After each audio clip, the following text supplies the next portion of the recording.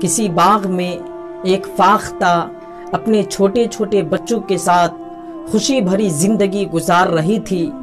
کہ ایک دن باغ کا مالک آتا ہے اور کہتا ہے کہ کل ہم ضرور اپنے دوستوں کے ساتھ اس درخت سے پھل توڑ لیں گے اور اس پیڑ سے پھل توڑیں گے۔ چنانچہ جب فاختہ اپنے گھونسلے میں آتی ہے تو بچے نے کہا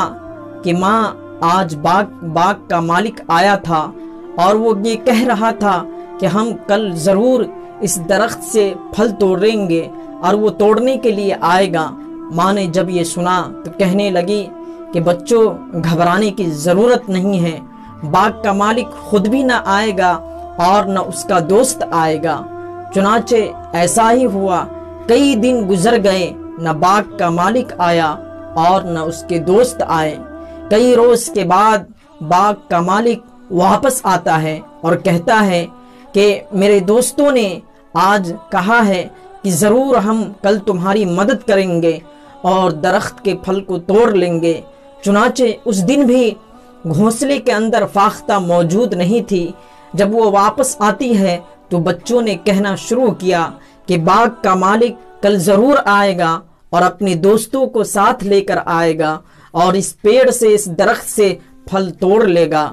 ماں نے بچوں کو بھروسہ دلایا اور مطمئن کیا اور کہنے لگی کہ پریشان ہونے کی ضرورت نہیں ہے، باغ کا مالک کل بھی نہیں آئے گا۔ چنانچہ اسی طرح کئی روز گزر جاتے ہیں لیکن باغ کا مالک اور اس کے دوست نہیں آتے۔ کئی روز گزرنے کے بعد ایک دن باغ کا مالک آتا ہے اور کہتا ہے اس درخت کے پاس کھڑے ہو کر کہ میرے دوستوں نے مجھے دھوکہ دیا، وعدہ پر وعدہ کیا لیکن اس وعدے کو وفا نہ کیا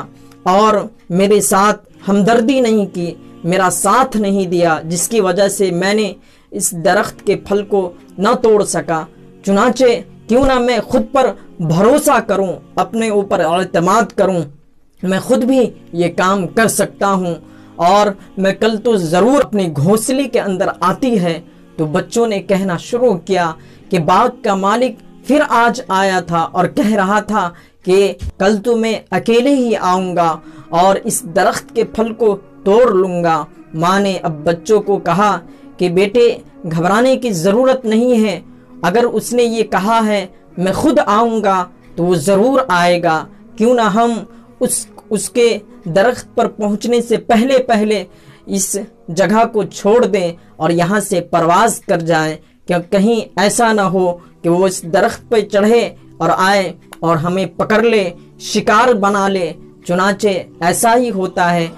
فاختہ اپنے بچوں سمیت پرواز کر جاتی ہے اور اس درخت سے اڑ جاتی ہے۔ لیکن دوستو، ہمیں فاختہ ایک سبق دیتی ہے اور باغ کا مالک ایک سبق دیتا ہے کہ انسان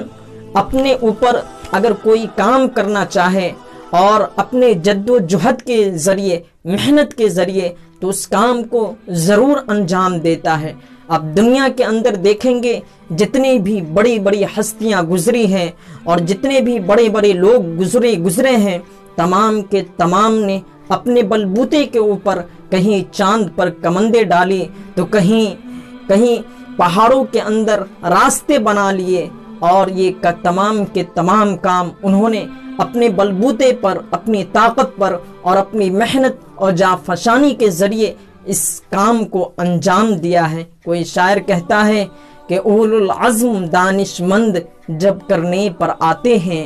اولو العزم دانش مند جب کرنے پر آتے ہیں، سمندر چیر کر کوہ سے دریا بہاتے ہیں۔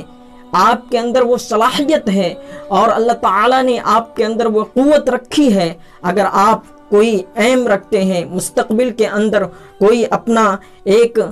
ایم رکھتے ہیں تو اسے ضرور پورا کیجیے، اور آپ کے دل و دماغ کے اوپر اس کا نشہ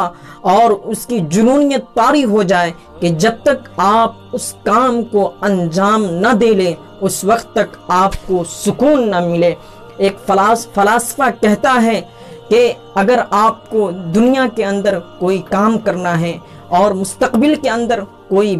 کچھ بننا ہے تو اپنی قوت پر اور اپنے بازو پر بھروسہ رکھیے، کیونکہ یہ دنیا آپ کو کچھ نہیں دے گی، کیونکہ آپ اگر کچھ بننا چاہتے ہیں تو اپنی محنت کے ذریعے اور اپنی لگن کے ذریعے ہی اس کام کو انجام دے سکتے ہیں۔